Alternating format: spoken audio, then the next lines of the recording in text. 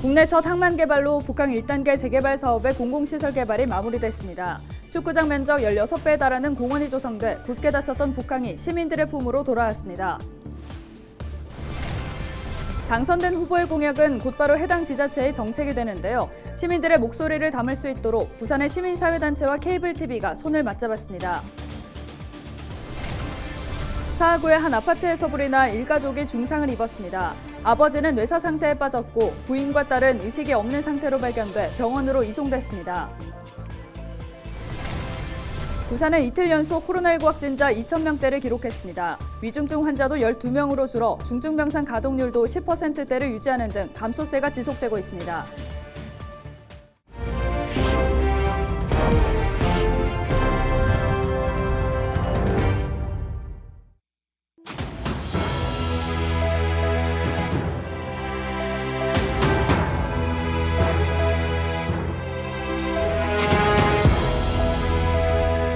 여러분 안녕하십니까? 헬로TV 부산 뉴스입니다. 국내 첫 항만 개발로 북항 1단계 재개발 사업의 공공시설 개발이 마무리됐습니다. 축구장 면적 16배에 달하는 근린공원이 조성돼 굳게 닫혔던 북항의 경관을 시민들이 마음껏 즐길 수 있게 됐는데요. 차선영 기자가 보도합니다. 부산항 북항이 한눈에 내려다 보입니다. 1876년 개항 이후 일제강점기와 한국전쟁을 거친 부산 시민의 애환이 서린 곳입니다. 부산항 신항 개장 이후 유휴화된 북항이 친수 공간으로 재탄생했습니다. 시민들의 품으로 돌아오기까지 걸린 시간은 146년. 100년이 훌쩍 넘는 시간이 흘러 시민에게 공개된 미항, 북항의 모습에 시민들은 감탄했습니다. 도심 속 유채꽃밭을 여유롭게 산책하는 시민들, 공원 곳곳에 조성된 이글루 모양의 야생화 단지에서 사진을 찍으며 북항을 마음껏 누빕니다. 너무 좋아가지고 웃음이 저절로 나오고 와 좋다 이런 생각이 저가 만세해 부르고 이랬거든요. 너무 우리 부산에 이게 있다는 게 이제 사람들한테 널리 알리고 소개시키고 싶어요. 지난해 12월 문화공원 1호가 문을 연 데 이어 이날 문화공원 2, 3호 경관수로가 개방됐습니다. 특히 부산역과 연결되는 보행교가 개통되면서 오랜 시간 단절됐던 원도심과 항만이 연결돼 원도심과의 연계 개발이 가능해졌습니다. 북항 공공시설 개방을 통해서 실로 146년 만에 부산 시민 여러분들에게 북항 1단계 구역을 돌려드릴 수 있게 되어 정말로 기쁘게 생각합니다.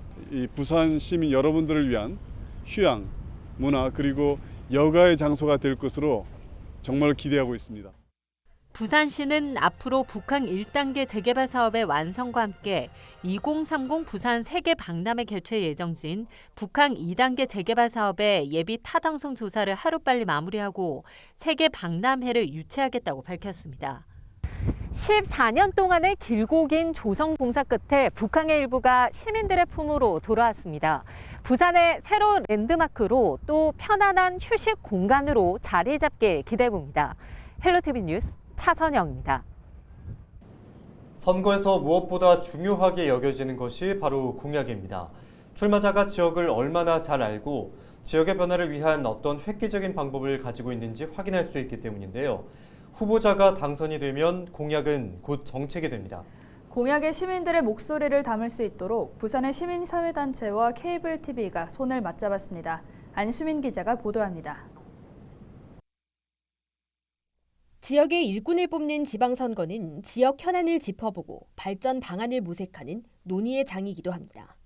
6일 지방선거를 앞두고 부산 분권혁신운동본부와 부산 지역 케이블TV 방송 3사가 손을 맞잡았습니다. 후보들의 일방적인 공약이나 정책 대신 지역민들이 직접 지역의 의제를 발굴하고 정책을 제안할 수 있는 공론회장을 함께 활성화하자는 취지입니다. 부산 분권혁신운동본부는 부산 16개 구군별로 또 사회 분야별로 시민의제 포럼을 구성했습니다. 이를 주축으로 시민들이 함께 머리를 맞대 지역 의제를 선정하고 정책을 만들어 후보자에게 전달할 예정입니다. 지역과 시민이 주체가 되는 길은 단순히 선거 한 번 하는 데 있는 것이 아니고 시민이 정책을 형성하고 정책을 개발하는 데 시민이 참여하는 것이 중요하다고 생각을 합니다. 아지의 개발이라든지 이런 것들이 성과를 거두기 위해서는 사실은 광범하게 시민에게 공감대가 형성되어야 되는데 그렇게 하기 위해서는 이 공론장이 결정적으로 중요하고 케이블 TV 방송 3사는 뉴스 프로그램 등 방송으로 시민이 만든 의제와 공약을 다수 유권자들에게 전달할 예정입니다.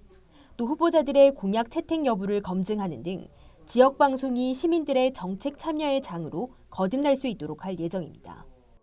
이번 협약을 계기로 시민들의 다양한 목소리를 담은 공약을 케이블 3사와 분권운동혁신본부와 함께 후보자들에게 전달하고 그 공약들이 잘 이행되고 있는지 확인하면서 지방 분권 시대 지역 발전에 도움이 될 수 있도록 하는 계기가 됐으면 하는 바람입니다. 시민이 주체가 되는 지방선거. 진정한 지방 분권이 무엇인지를 보여주는 계기가 될 것으로 기대됩니다. 헬로티비 뉴스 안수민입니다. LG엘로비전은 6일 지방선거를 맞아 유권자의 의견을 후보에게 전달하는 우리 동네 희망공약 이벤트를 진행합니다. LG엘로비전 부산방송은 4일 부산방송 사옥에서 금정구청장 선거에 나서는 더불어민주당 정미영 금정구청장 예비후보에게 지역 시민 40여 명의 의견을 받은 우리 동네 희망공약집을 전달했습니다. LG엘로비전은 공천이 마무리된 주요 단체장 후보들에게 희망공약을 전달하고 주민들의 목소리가 이번 지방선거 공약과 주요 정책에 반영될 수 있도록 가교 역할에 나설 계획입니다.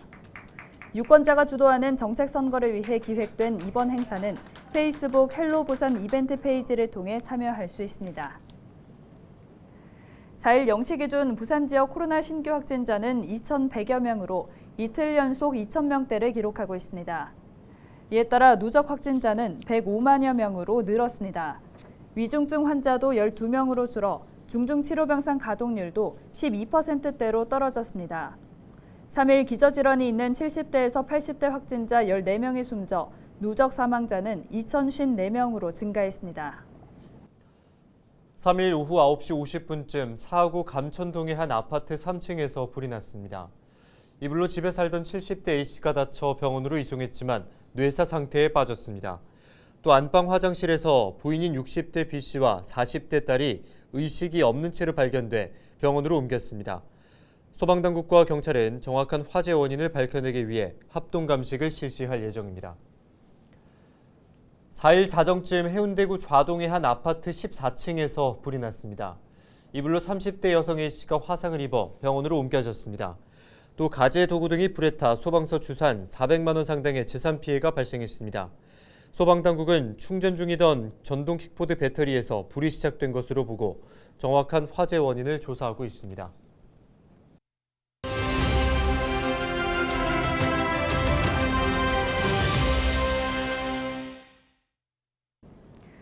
서울 면적의 무려 40%를 잿더미로 만들었던 지난 3월 동해안 산불.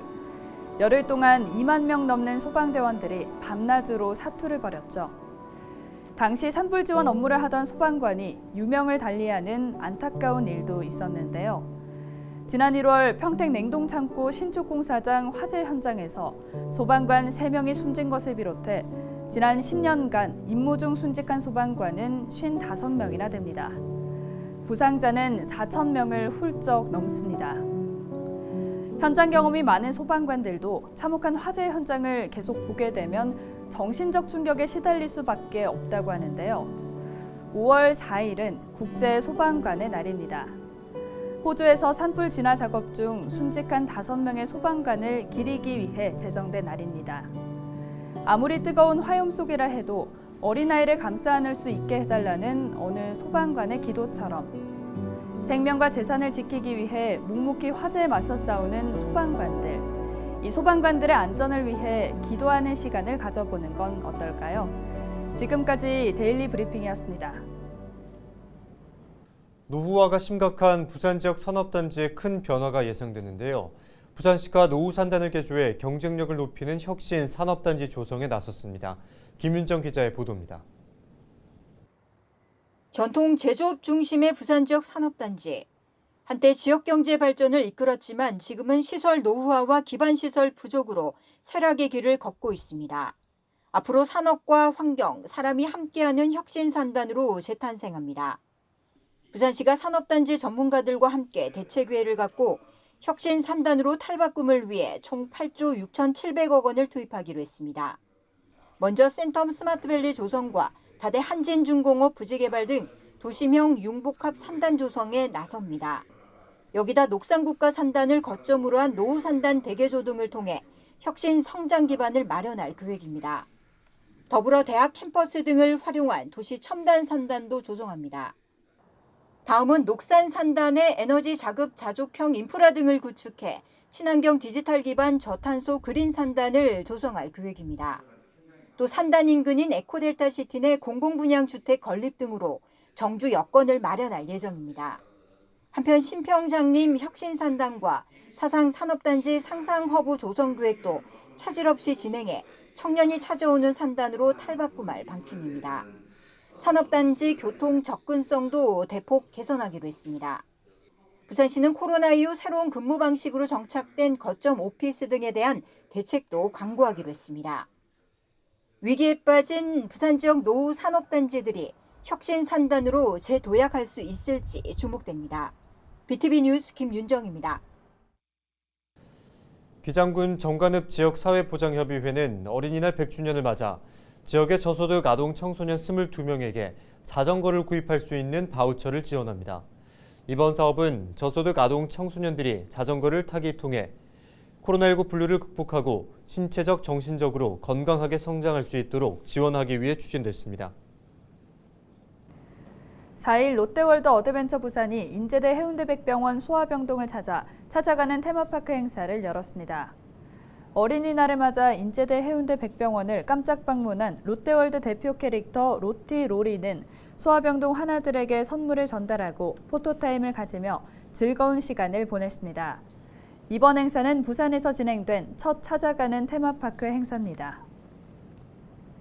영도구가 2022년 영도구 인구정책 아이디어 공모전에 수상작을 선정했습니다.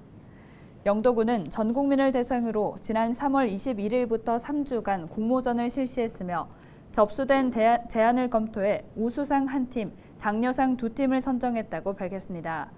우수상은 청년들이 영도에서 미래를 준비할 수 있도록 거점 시설인 청년관계센터를 운영하도록 하는 제안이 선정됐습니다. 장려상에는 LH와의 협상을 통한 종합복지센터 건립과 대형 근린공원 조성 제안이 뽑혔습니다. 영도구는 이번 공모전에 접수된 아이디어를 적극적으로 검토해 정책에 반영될 수 있도록 하겠다고 말했습니다. 부산경찰청은 방산과 전략물자 불법 수출 사범 수사관들의 전문성을 높이기 위해 국정원 지부화와 함께 교육을 실시했다고 밝혔습니다. 이번 교육에서는 전략물자 수출 통제 제도와 최근 국제 동향, 그리고 불법 수출 사범 수사 시 차관 사항 등이 논의됐습니다. 방산 전략 물자 불법 수출은 국가 안보에 위협을 주고 해외 산업 경쟁력을 약화시키는 원인이 될 수 있습니다. 전략 물자란 일반 산업용으로 쓰이면서 군사용으로 활용 가능하거나 군 전용으로 설계된 품목으로 수출 시 산업통상자원부 자원부장관의 허가가 필요합니다.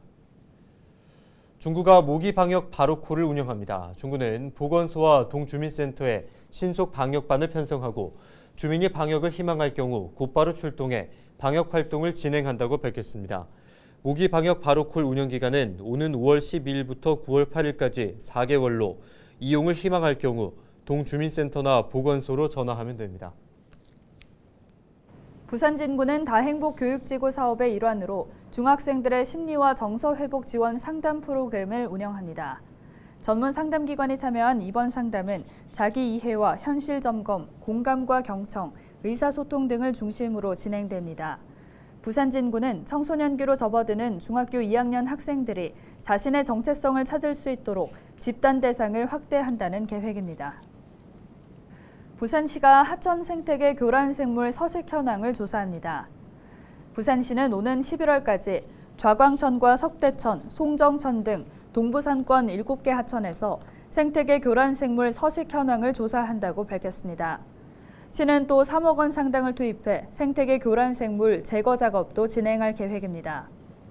지난해 부산시가 서부산권 하천의 생태계 교란 생물 서식 현황을 조사한 결과 교란식물 9종과 붉은귀 거북 117마리, 노란배 거북 33마리가 확인됐습니다.